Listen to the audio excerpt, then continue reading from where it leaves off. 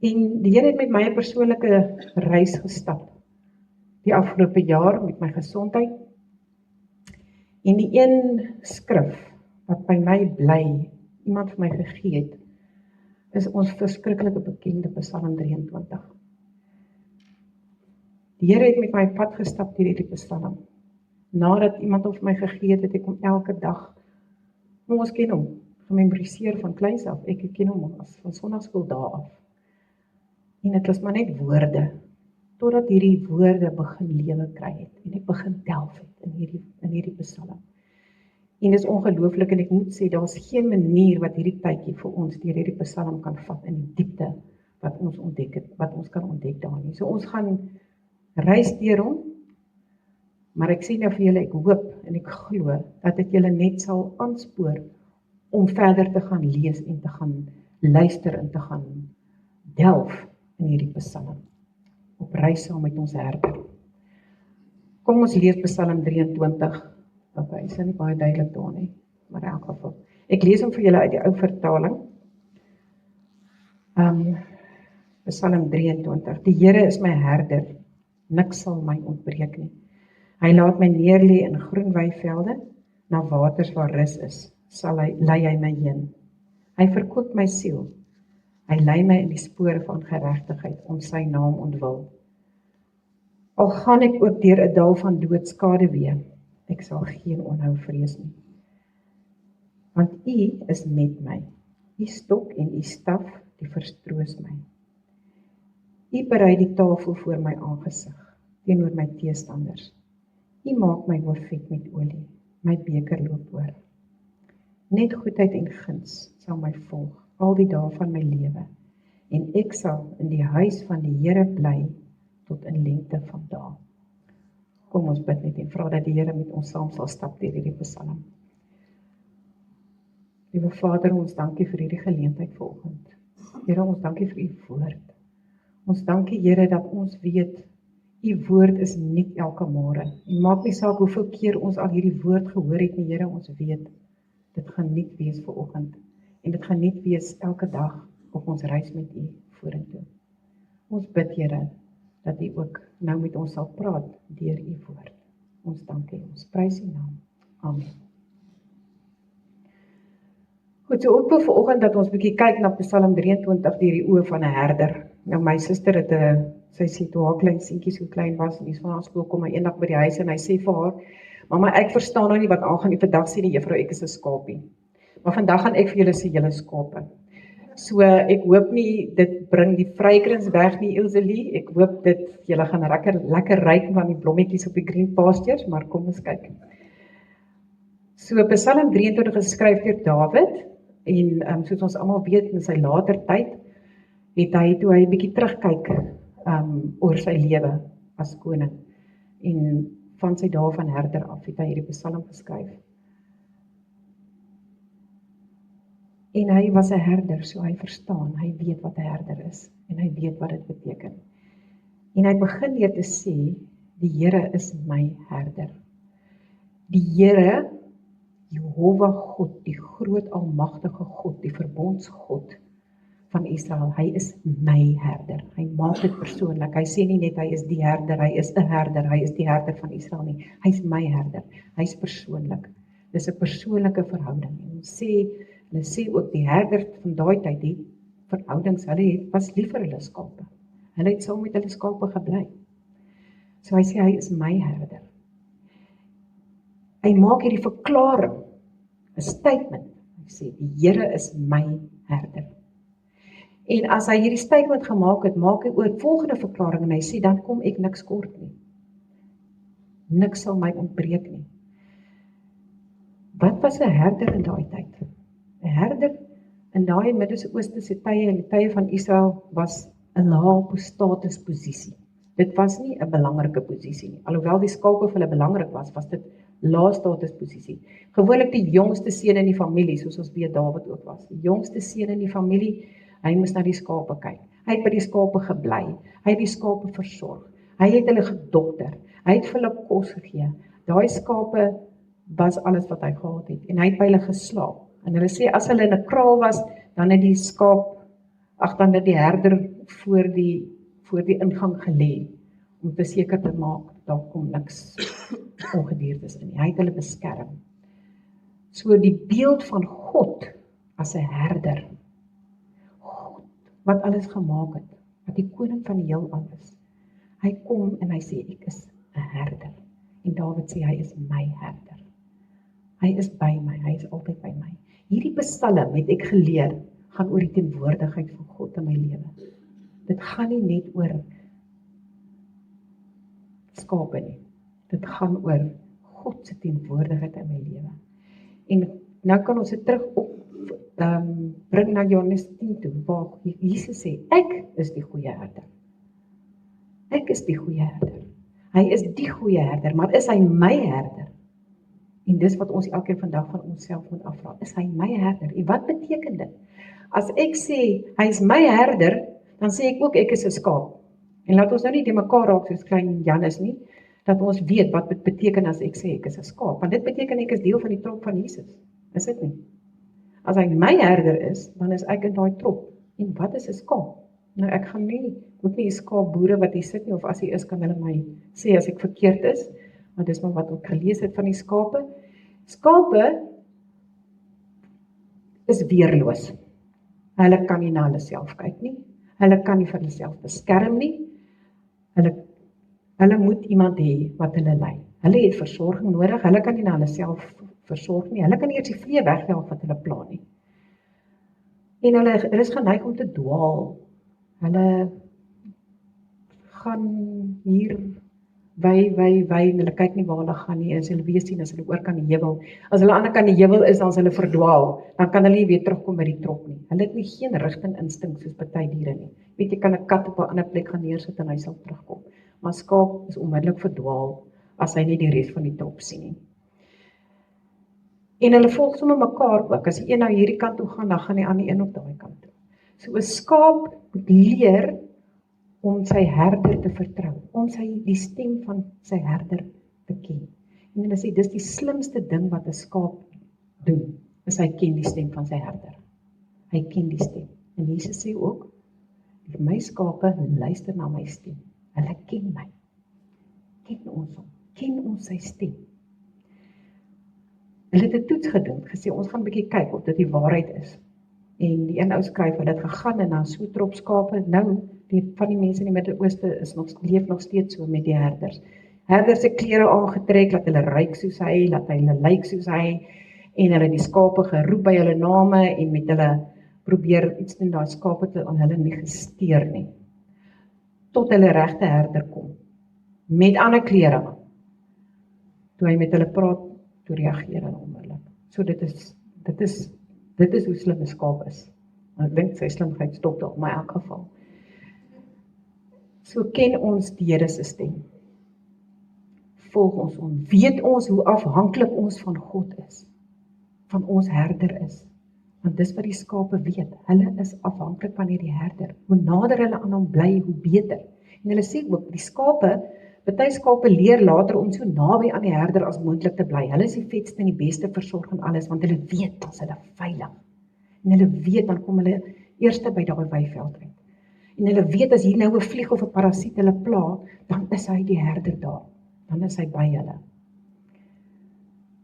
So, wat sê dit vir ons? Ek dink jy kan jy eie toepassings maak. En dit gaan ons nie vandag deur hierdie psalm kom nie.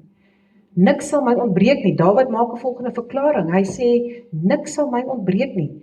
Ek kom niks kort nie. Nou ons kom baie dinge baie keer kort, of ons dink ons kom dit kort, ons wens ons het dit, ons soek daai blessing van 'n nuwe huis en 'n nuwe kar, of wat ook al. Maar dit gaan nie hier oor materiële dinge nie. Dit gaan oor Dawid wat sê, weet jy wat, as Jesus, as God my herder is, die God wat alles voorsien, die God wat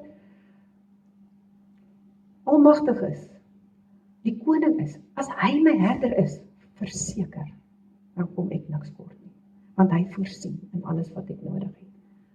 Hy gee alles wat ek nodig het. En hy sê terselfdertyd, ek neem 'n besluit. As God my herder is, dan dit wat hy vir my voorsien, dit aanvaar ek. Dis goed genoeg vir my. God is goed genoeg vir my. Jesus is goed genoeg vir my. Sy teenwoordigheid in my lewe is goed genoeg. Is hy genoeg? Maar het ek niks anders nie. Is hy genoeg vir my? Dis wat ons onsself moet afvra. Daai vroukie wat ek net van gepraat het, Akbarit in Eritrea, wat in daai tronk was, in daai tronksel was. Sy het niks gehad nie. Sy het in daai eensame afsondering in daai sel gesit vir 2 jaar. Toe sy uitkom was sy siek. Sy was verwoes, verwaarloos fisies. Maar sy sê, every day I felt the tangible presence of God in that cell. En dis wat haar aan die lewe gehou het. En sy het uitgekom en steeds haar mense gaan bedien met die woord van God. Sy het die verteenwoordigheid van God het haar aan die lewe gehou. En daar's baie sulke stories wat ons kan sê, wat ons kan deel van hoe God se teenwoordigheid. Maar wat het sy gedoen? Haar oë was op haar herder, want sy het geweet sy gaan in daai sel dit nie maak nie. Sy gaan dit nie oorleef nie. As haar oë nie op die herder is nie. Contentment is die Engelse woord. Hoe content is ons? Hoe tevrede is ons met dit wat die herder vir ons voorsien? Of wil ons altyd meer en meer en meer hê? Ons kyk na mekaar, ons vrouens is baie keer geneig om te sê, o, jy daai en dit en daai en dat en so aan. Maar is Jesus vir ons genoeg? Maak nie saak van die res nie. Goed, hy laat ons neerlê in groen weivelde. Nou dis ook 'n maklike beeld. Jesus lei, hy weet, die herder weet, hy lei ons na die weivelde toe, na waar die beste weiveld is, en hulle sê in daai tyd het hierdie groen weivelde was nie sommer net oral beskikbaar nie. Nou die wat al in die Midde-Ooste was of in Israel was, dis maar klipperige wêreld daar. Dis nie oral groen weivelde nie. Maar die herder het geweet, veral in die winter, het hy geweet waar is die beste weivelde. En dan het hy die skape soontoe gevat. Die skape sal op hulle eie nooit daar uitkom nie. Hulle sal almal vrek in die winter, want hulle sal nooit by daai spesifieke weivelde uitkom nie. En dan as die somer kom, dan vat die herder weer hulle daar waar die nuwe grasprietjies uitkom en die reën gekom het, hy weet presies waarheen om hulle te vat. So hy lei, volg die skape, dis die vraag, volg hulle, of dwaal hulle, dis die vraag wat ons onsself moet afvra. En in my reis moes ek met my gesondheid, soos ek sê, na 'n diagnose wat nou nie baie aangenaam was nie, het die Here hierdie ding vir my kom bring. Volg jy my? Maak nie saak waar jy nie. Volg jy my?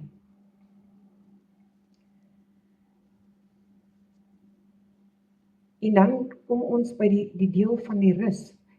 Ja, dis wat ek eintlik wou sê. Jy weet, ek moes op 'n stadium oor toe maak en vir my sê, wat se soort skaap is jy, Marita? Wat se soort skaap is jy? En ek sien myself hoe dwaal ek. Hoe gaan kyk ek hier? Jesus, is daai herder nou regtig op die regte pad? Hoekom hiernatoe? Hoekom moet ek deur hierdie ding gaan? Is hy seker dat ons by die regte plek gaan uitkom? So dink 'n bietjie daaroor. En dan sê die woord, hy laat my neerlê.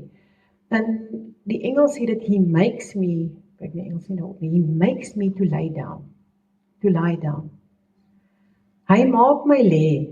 En dis nou interessante ding, ek het nog nooit so oor daai woordjies gedink nie. Jy dink maar net, hier is die groen weivelde, hier kom die skaap en great, ons eet lekker en ons gaan lê, alles is reg. Hulle sê 'n skaap, moet sekere kondisies wees voordat 'n skaap gaan lê. 'n Skaap gaan nie sommer net lê nie. As hy nou moeg is en hy wil slaap, hy gaan nie sommer net lê nie. Daar's 4 kondisies wat moet reg wees voordat 'n skaap gaan lê en rus. Die eerste ding is vrees. Daar moenie vrees nie. As daai skape bang is, nou hulle sê skape is ook baie jittery, jy weet, hulle is baie angstige goed. Hulle word sommer vinnig skrik en dan is daar 'n beroering onder die top. Jy kan jouself voorstel, die spulskape. En dan hol hulle in alle rigtings. En ek het al vrees gesien, vrees as bomme val, vrees as daar aanvalle is, of vrees as daar 'n vroukie net getrigger word of net hoor van iemand wat naby is, wat moontlik kan iets aandoen. Daai vrees kan jou soos 'n trop skape laat spat in alle rigtings. Ek sien mense wat jy kan flou val, jy kan baie dinge gebeur as daai vrees jou oorvat. Nou die skape, as daar vrees is, as daar angstigheid is, as daar ongedierte is wat dalk op ergens mag skuil, wat hulle van weet of ruik of wat ook al, dan gaan hulle nie lê nie. Dan gaan hulle nie lê nie. Wat doen ons met vrees? En ek dink dit is wat ek moet leer, jy weet, is hoe kom ek in daai rus van God in? Hoekom is ek nie rustig nie? En dis een van die goed, is vrees. En jy weet, as so 'n diagnose, ek dink party van julle het dit ook al, so 'n ding oor jou kom hang, dan is dit soos 'n skaduwee van vrees wat hang oor jou. Die volgende ding is, hulle moet versadig wees. Hulle moet nie honger wees nie. So skape wat honger is, gaan nie sommer lê nie, hulle gaan aanhou soek en soek en soek, totdat hulle ietsie kry om te eet. Nou dit kan wie Jesus voorsien, God voorsien, in ons, wat ons nodig het, in ons kos en wat ook al, maar weer eens, dat hy sê, ek is die goeie herder, maar hy sê ook, ek is die brood van die lewe. Wie van my eet, sal nooit weer honger kry nie. Jesus is hy genoeg. Is hy ons herder, is hy genoeg, is hy die brood van my lewe. Daar sit Akberiet in die tronk, met baie in met kos, maar sy het oorleef. En dan kan ons in die rus van God ingaan. Maar net kyk, wat was die derde een? Die ander een was die vlee, die parasiete. As die skape gepla word met hierdie goggas en goed wat hulle heeltyd pla, goed wat in hulle neuse sit, wat hulle siek maak, daai goed maak hulle siek, dan gaan hulle nie lê nie. So as hier nou 'n klomp goed hier rondom hulle is en hulle pla, gaan hulle nie rus nie, totdat dit uitgesorteer is. Hulle moet na die herder moes kom en hulle skof en olies en goeders opsit om die goed weg te hou. Dan kon hulle gaan rus. Wat die vleemparasiete in ons lewe is, dit moet elkeen vir homself gaan uit. Dit is goed wat ons aandag wegvat van die rus van God af. Die goed wat ons aandag wegvat van Jesus af. Die distractions. En as ek hierdie skaap nou wil wegkom van al hierdie vlee, dan gaan dit sommer daar in 'n rigting in. Nou, dit vat ons weg van die herder af. En dan die laaste ding is verhoudings. Friction is die Engelse woord.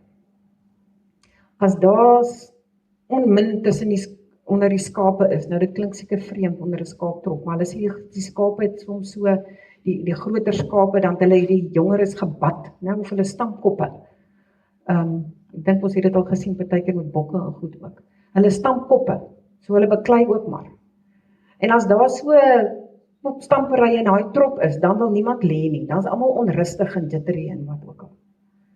So dan gaan lê hulle nie. En hierdie vier goed het my so laat dink, hoe kan ek nie daai rus inkom van God nie? Hoekom kan ek nie gaan lê in daai weiveld en nie rustig wees nie? En hier is die goed. Ons gaan deur 'n pad van vergifnis. Vir wie moet ek vergewe? Waar is die friction in my lewe? Klein goedertjies, die irritasies, al die vlee. En hoe sorteer ek dit uit? Op my eie? Nee, in die voete van die herder. En dis wat die herder gedoen het. Hy het gesorg dat daai kondisies reg is vir die skape om te gaan rus en te lê. Hy het seker gemaak. As daar 'n kopstampery is, dan het hy hulle uitmekaar gehad en het ene wat seer gekry en gevat het en gehelp. As daar vleemparasiete is, dan het hy gekom met sy salf en sy olie en hy het hulle gemaak, gesmeer, laat die goed nie na hulle kom nie. En as hy klaar siek is, het hy hom versorg. As daar nie kos is, het hy hom geleide om kos gegee. So in die voete van die herder. Ons moet met hierdie goed na die herder te kom. En ons loop almal met vrae en met stres en ons is vrouens, jy weet, baie keer ons is so besig en ons worry oor dit en ons worry oor dit en worry oor môre, nie kos nie of nie dit nie of nie dat nie. Hoe vind ons daai rus? Daai goed moet kom na die voete van die herder. En Jesus sê ook in Matteus, sê hy, moenie jou bekommer oor die dag van môre nie. Al daai dinge. God weet, ons het nou so gesing van God wat voorsien. Hy is our Vader. Hy weet wat ons nodig het voor ons weet. So daai 4 goed. Vrees, Wees versadig, vlee en verhoudings. Dis wat belangrik is vir ons om die rus van God in te gaan. En dan gaan hy verder. En hy lei hom na die rustige waters toe, na die stil waters, quiet waters sê die Engels. Nou die skape, die herder het ook geweet, hy kan nie die skaap net na, daar's 'n rivier, enige rivier toe vat nie, want as die rivier te vinnig gevloei het, dan daai skape daar ingeval. Hy sê die skape sal, hulle weet nie. Hulle val in die water en hulle verdrink. En as die een nou eers na 'n rivier afgestorm het wat vinnig vloei, dan is die hele lot daarso. So die herder het geweet, hy moet daai skape vat na 'n plek wat stil water is, waar die skaap kan rustig water drink, sodat hulle dors geles kan word. En weer eens wil ek julle terug opverwys na wat Jesus gesê het in Johannes. Hy sê vir die Samaritaanse vrou, hy sê, as jy drink van die water wat ek jou sal gee, sal jy nooit weer dors kry nie, het hy vir die Samaritaanse vrou gesê. So dit gaan oor die water, die dors wat geles is, maar dit gaan ook oor Jesus. Dit gaan oor Jesus. Hierdie hele Psalm gaan oor Jesus en sy teenwoordigheid in my lewe. Is hy daar? Is hy teenwoordig? Is ek in sy teenwoordigheid? Is ek naby aan hom? Is ek daai skaap wat naby aan hom is? Of is ek die dwaalende een? OK, en dan sê hy verkoop my siel. Dit gee vir ons daai vernuwing, né? Ons het vernuwing nodig. Nou kyk na die volgorde. Wat sal Dawid hierdie Psalm skryf? Hy maak hy verklaring, Jesus is my herder, God is my herder, kom niks kort nie, ek gaan in sy rus in, ek het die groen weivelde, ek het die waters, so ons is versorg, en dit bring verkwikking vir die siel. Dit bring verkwikking vir die siel. En dit gee ook die idee van, ek kry nie die lekker Afrikaanse woord vir hierdie restoration. Daai skaap wat daar in die agterkant gaan verdwaal het en in 'n bosloop vassit het. As die herder hom gaan uithaal en terugbring, hy het hom gerestoreer tot na die trop, hy het hom teruggebring, hy het hom weer herstel, hy's weer die oorspronklike skaap wat hy was. Of as hy seer gekry het. En dan praat hulle ook van die skape wat so op hulle rug val. Hulle noem dit, gebruik die term cast down. Party van die skape om een of ander rede val hulle op hulle rug en dan kan hulle nie, soos 'n skilpad, hulle kan nie weer opstaan nie. En as daai skaap op sy rug bly lê, dan gaan hy doodgaan. So dit kos die herder om te gaan help om op te staan. En daai cast down is die term wat hulle gebruik. Ek is jammer vir die Engelse woorde, maar party van die goed kom net nie lekker in Afrikaans uit nie. Dawid het in Psalm 42 geskryf. Hy vra, "Why are you so cast down, my soul?" Hoekom is my siel so? Ja, daai down. En hy gebruik weer die beeld van die skaap. Hy's op sy rug en hy kan nie opstaan nie. En hy sê die enigste hy sê, "Why are you so cast down, my soul?" Hoop op God, dit is sy antwoord. Hoop op die herder, want hy gaan herstel, hy gaan op jou voete sit en hy sê gewoonlik is daai skaap dan baie wankelrig op sy voete. Dit vat hom 'n tydjie om net weer reg te wees dat hy kan hardloop in die trop in. Dit is wat hy gedoen het. As ons dink aan Dawid se lewe wat hierdie Psalm geskryf het. Dink Dawid het baie teruggekyk oor sy lewe. Daai tyd met Batseba, goed wat verkeerd geloop het, ons ken die storie. En toe God Nathan hom toe stuur om hom te sê jy was verkeerd en Dawid val daarvoor God neer in repentance. In Psalm 51 skryf hy en hy sê God herstel my siel, bring 'n nuwe vaste gees in my.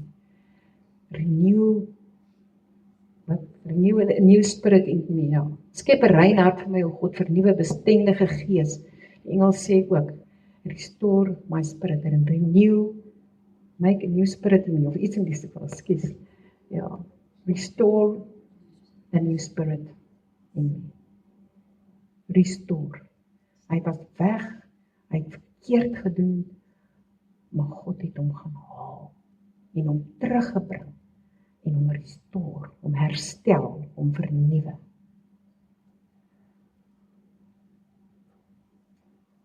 Hy lei my in die spore van geregtigheid.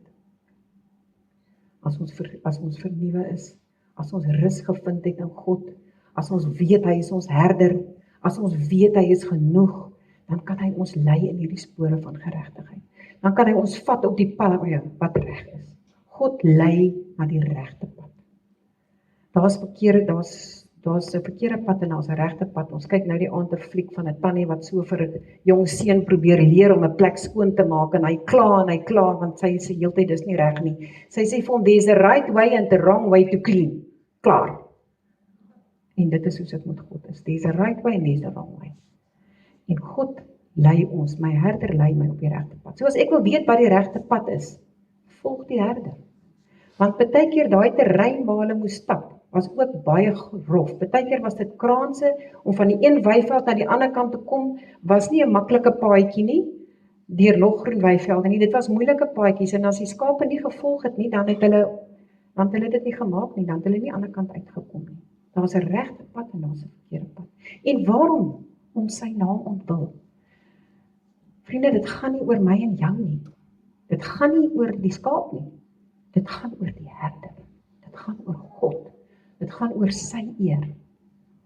Ons is na sy beeld gemaak om hom uit te straal, om hom te verheerlik. Dis hoekom ons daar is. So al hierdie dinge, God moet ons restore, hy moet vir ons rus gee, sodat ons die regte pad kan loop, sodat ons sy naam kan verheerlik. Dit gaan oor God. En dan kom ons nou by die ander deel, wat nou die teenoorgestelde van die groen weivelde is, as ons gaan deur die dal van doodskaduwee. En as ons kyk wat sê, na Jakob se lewe, Dawid se lewe, hoe hy is deur baie doodskaduwees, hy is deur baie valleie in sy lewe, van hy 'n herder was wat hy die beer en die leeu moes teenveg, om die skape te beskerm, so hy verstaan wat dit beteken om in daai valleie te wees, en hy weet wat dit beteken om 'n herder te wees, wat die gevare moet afweer. As Samuel het hom klaar gesalf, en toe word hy weggejaag deur Saul. Hy is letterlik gejaag deur Saul. Hy het vir jare in grotte moes bly, want hy weet hy is gesalf as koning, maar hy is nie daar nie. Hy is nog nie daar nie. Al daai veldslae, ek weet nie van wie van julle het aan House of David gekyk nie, maar daai veldslae is iets verskrikliks in daai tyd toe hulle oorlog gevoer het, en hy is deur dit alles. En hy sê, al gaan ek deur die dal van doodskaduwee, even though, dit gaan gebeur. Ons het almal valleie waardeur ons gaan. Jesus het gesê, julle sal altyd verdrukking hê. So dit gaan gebeur. Om van die een weiveld te kom na die ander weiveld, moes hulle deur hierdie valleie.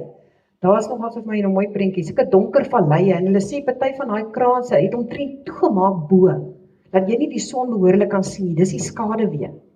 So hy weet, hy moes hy skape daardeur daai skaduwee, daai valleie van skaduwee vat, om aan die ander kant te kom. En juis in daai rotskraanse en goed, daar het die diere en goed geskuil, die gevare, om by hulle te kan uitkom. So hulle kon nie daar deurkom, sonder dat die herder hulle daar deurvat nie. En die skaap het geweet, hy moet volg, anders gaan hy nie deur daai vallei kom nie. Want, hy sê, hoekom vrees ek dan nie? Ek sal geen onheil vrees nie, is baie onheile in daai skaduwee, in daai vallei. Daar's baie onheile. Daar's baie onheile op ons paaie. Daar's baie. Maar hy sê, ek sal geen onheil vrees nie. Ek sal geen onheil vrees nie. En die Here moes hierdie ding aan my toe gekom met hierdie vrees. Want as jy begin vrees, soos daai tropskaap wat jy begin hardloop, wat 'n dokter, wat 'n behandelingsplan, wat 'n dieet, wat 'n dat. En dit raak so 'n angsbevange ding, dat ek soos daai skaap raak, wat hier angstig rondmaal, en nie kan fokus op waar is die herder nou nie. En die Here moes eendag vir my kom sê, dat ek weer so sit met hierdie vrees. Wat vrees jy, Marita? Wat vrees jy? Waarvoor is jy bang? En ek moes myself vra, waarvoor is ek bang? Vir lyding, vir seer kry, vir dood? Wow, toe tref dit my. Waarvoor is ek bang? As God nou in my lewe teenwoordig is, en ek gaan dood môre, dan is ek nog steeds in sy teenwoordigheid. Hoekom is jy bang?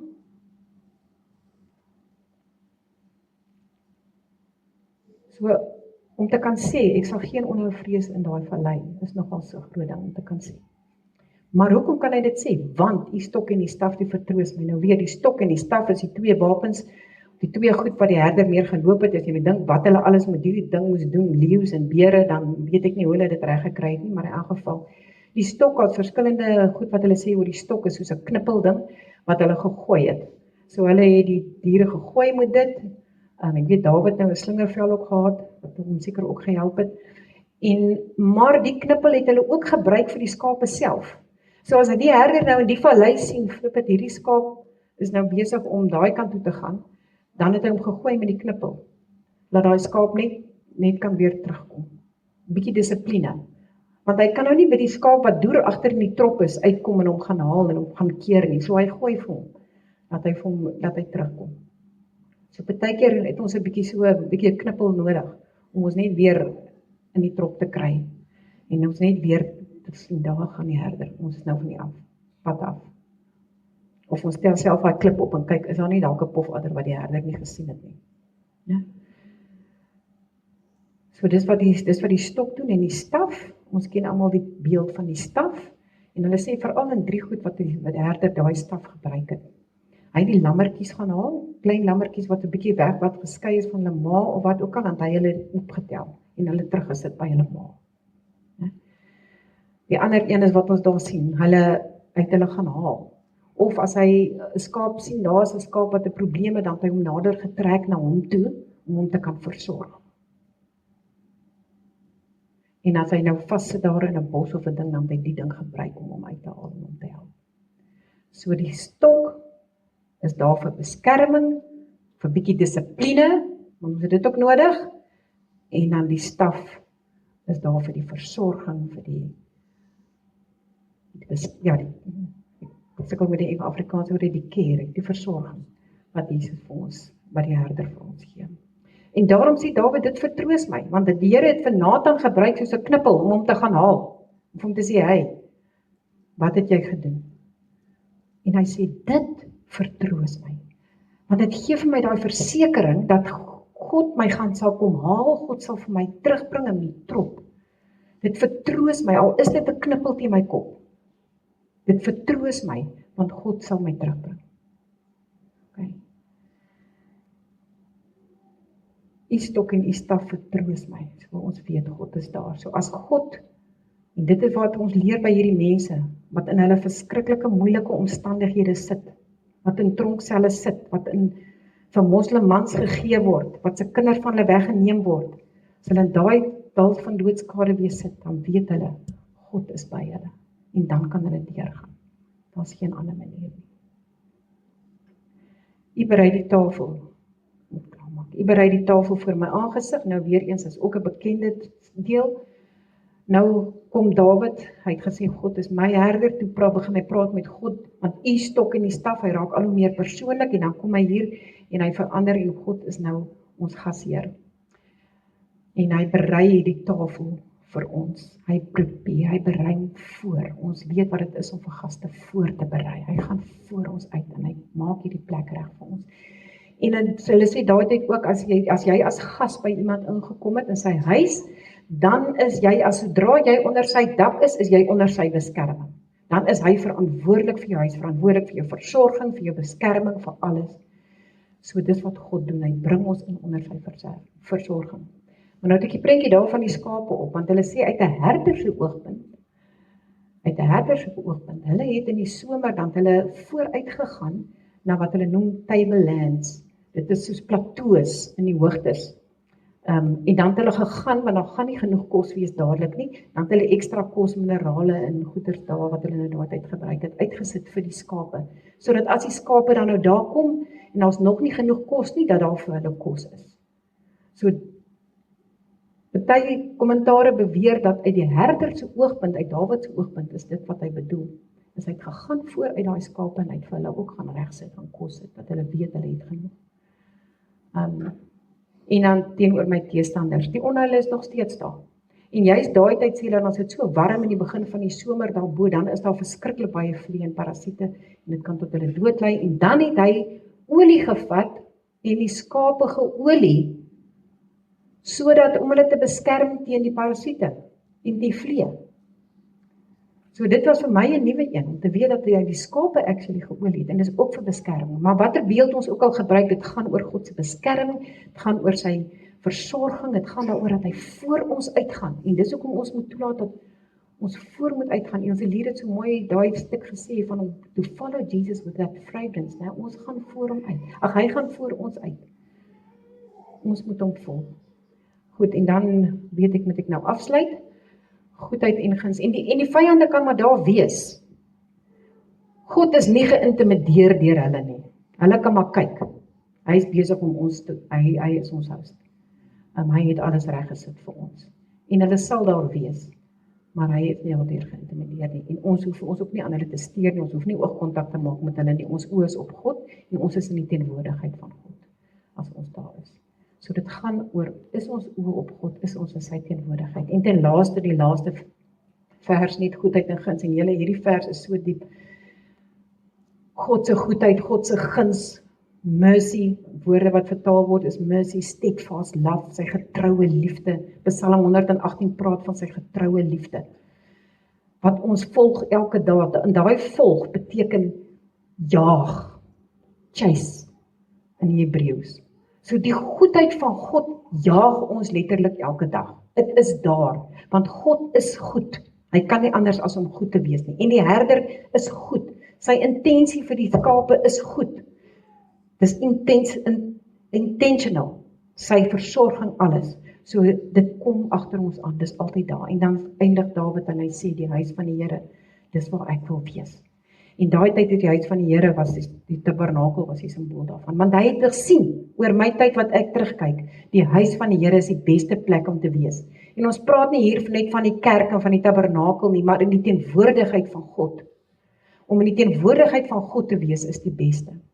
Daai selfde Psalm 51 wat Dawid voor die Here gekom het na hy van sy sonde oortuig is, sê hy pleit by die Here, hy sê, moet asseblief nie my gees van my af wegvat nie.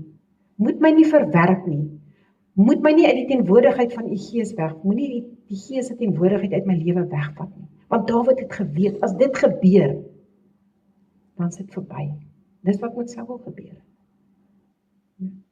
So God se teenwoordigheid, as hy terugkyk oor sy lewe, oor sy God se teenwoordigheid is al wat saak maak.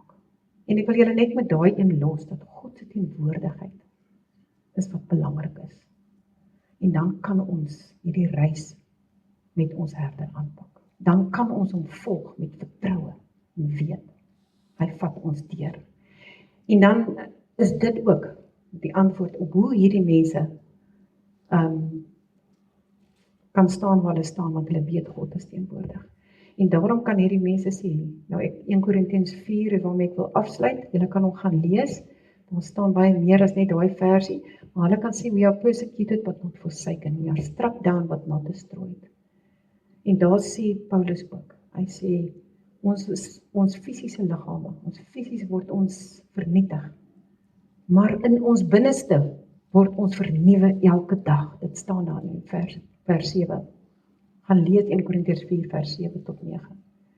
Hy sê, maar ons word vernuwe en daarom word ons nie platgestoot nie. En daarom kan ons aangaan. Omdat die teenwoordigheid van God in ons lewens is. Ons is soos erdekruike, kruike gaan breek, kan baie maklik breek, maar die skat binne-in is Christus. Is ons herder. En as ons daai skat in ons het, kan die pot maar breek, maar die lig, die skat, gaan nie weg nie. En ons kan bly staan. Ek glo en hoop dat julle asseblief nog meer gaan lees oor Psalm 23. Want daar is nog baie meer daaroor, dit kan ek julle verseker. Kom ons bid saam. Here, dankie dat U ons herder is. Dankie dat U ons God is. En dankie Here dat ons weet. U weet wat ons nodig het. U weet waarheen U ons lei, al lyk die paaie vir ons nie reg nie. Al lyk die paaie vir ons donker. Here, ek vra dat U vir ons sal help om ons oë op U te hou. En om al hierdie dinge wat ons weglei van U af, en al hierdie dinge wat maak dat ons nie kan rus vind in U nie, dat ons dit na U voete sal bring, Here. sodat ons kan rus vind vir ons siele, en sodat ons op die pad kan loop wat ons lei in 'n regte verhouding met U. Sodat ons kan vernuwe word in U elke dag, Here. Maak nie saak wat buite om ons aangaan nie, maak nie saak wat om ons fisiese omstandighede is nie, Here. Maar dat ons weet van binne af word ons elke dag vernuwe. En dat ons soos Dawid sal kan sê, Here, ons wil bly in U huis. Ons wil in U teenwoordigheid bly vir die res van ons lewens en ook vir na ons nie meer hier is nie, dat ons sal steeds wees in U teenwoordigheid. Ons dank U, o God, ons prys U naam. U is groot. Amen. Dankie.